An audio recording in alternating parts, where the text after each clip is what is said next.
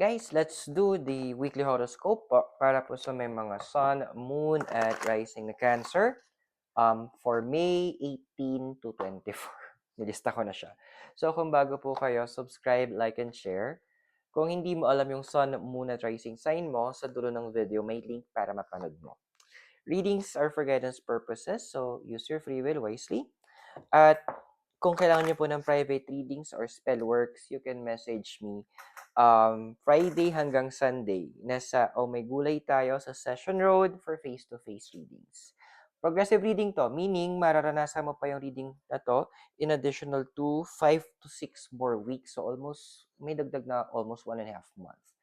So, Cancer, ano ba yung ina-expect natin? So, we have here is number 9, Treasure Island. My dear, medyo ayokong gamitin yung term, pero yun lang naiisip ko lang talaga. Medyo magulo lang ang mga parating na week na to. Kasi merong sabihin na lang natin na reformation na gagawin si universe sa life mo. More on ang magiging focus nito, it's actually two part ng buhay mo.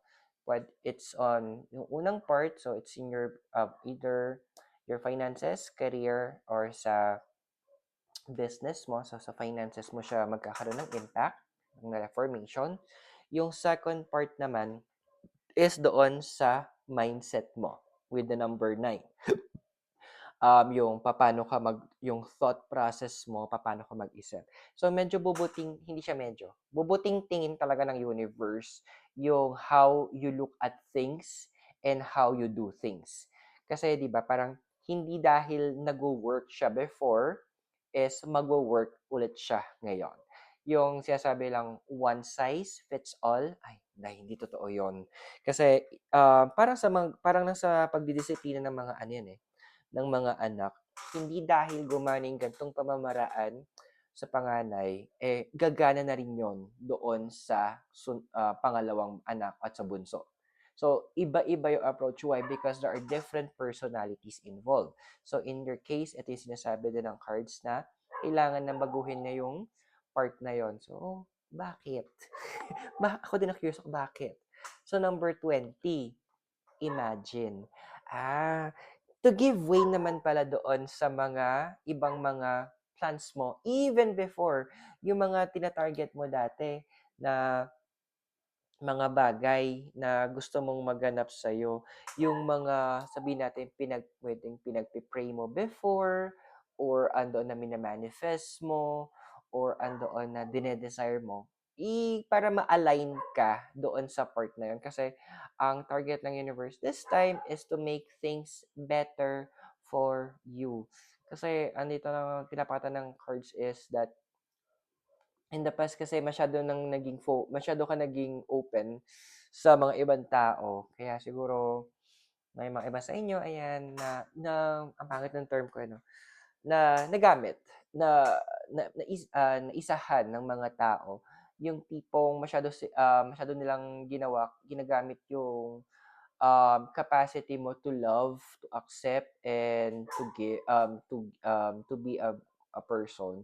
Andoon na ano eh, sabihin lang natin na masyado nilang ginamit against you, yun yung mga bagay na to.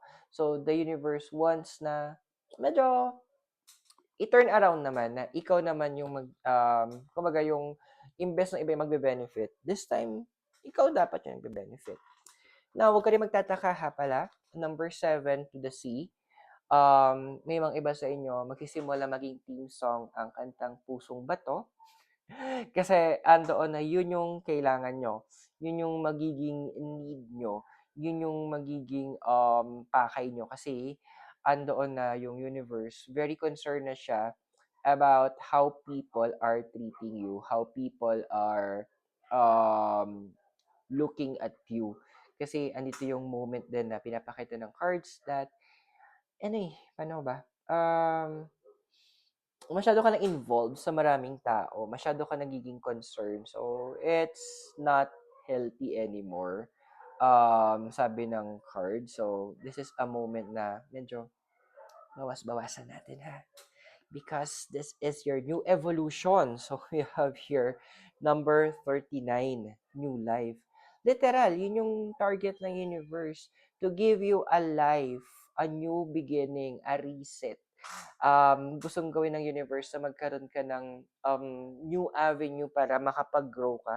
Kumbaga para kang halaman na nasa paso, ililipat ka na ng lalagyan. Ilalagay ka sa, sabihin natin sa kundi mas malaking paso, pero more on itatanim ka na sa may tubigan para constant, sorry, constant na meron kang makukuha na maiinom, di ba, bilang isang halaman. So this is what the cards are saying right now. Andito na, gusto ng universe na bigyan ka ng chance to grow in such a way. Pero at the expense to na may mga kailangan kang ilayo sa life mo, ha? Now, ano ba next natin? We have here is the card of the yin. So, medyo please tayo ng konti sa reading. Now, this is just an advice, walang yung nasabi ko nga sa mga friends ko minsan humayo kayo't lumandi. Pero huwag muna kayo ma-in love. Kasi kung makikilala mo siya sa salandian, good luck, di ba? So, yun yung gustong iparating sa'yo ng cards. Na okay lang kung gusto mong magharot-harot, okay lang kung gusto mong mag-play-play, but be careful in um, na yung emotions mo is napoprotektahan mo. Kasi let's look back to your experiences na may mga tao na nag-take advantage sa emotions mo. Matuto na tayo mula doon. Kumbaga, sabi nga shame on you if you fooled me once, shame on me if you fooled me twice. So, nagkamali tayo ng isang beses, okay lang yon, learning curve. Pero pag pumangalawa tayo, pumangatlo, ay dahil din na learning curve yon.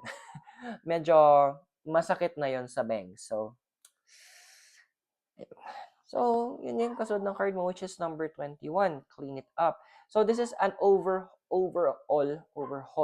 Ayun, overhaul din siya ng emotions mo. So, andoon na, sinasabi ng cards that it is time that you allow yourself na to go and be part of, kumbaga, to go and change kung ano yung kailangan mong baguhin. Kasi with the card of clean it up, pinapaalala sa'yo na may mga bagay na kailangan nating baguhin sa ating sarili.